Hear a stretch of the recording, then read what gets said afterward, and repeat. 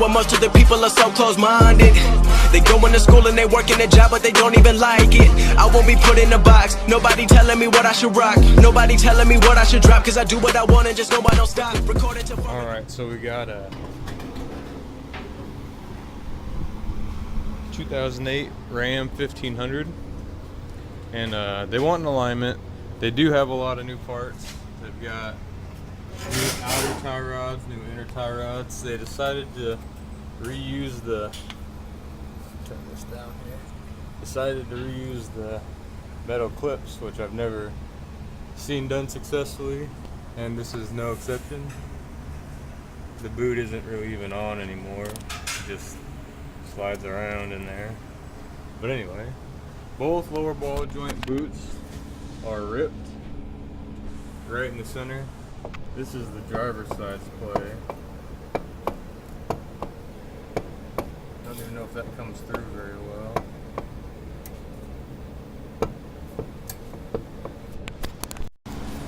Alright, so while we were doing this, technician using the bar noticed that, I don't know if you can see this, here I'll show you with my fingers, all the lug nuts are hand tight. So that definitely doesn't help the situation none. No, I still need to see this. Go back to the ball joint here. Let me get some light on the subject. I'm trying to show you. Alright, there we go. We're seeing the gap from the ball joint. Now, I can get a dial indicator out, but they replaced everything else and they kind of just want ball joints done. But on this side here, I want to show you just how bad this is. This is, I know some vehicles you can maybe almost be falling out and still be okay, but this is, that's a pretty good jump right there. I'm gonna check these lug nuts while we're here. No, they're, oh, at least I can't finger them off. But anyway.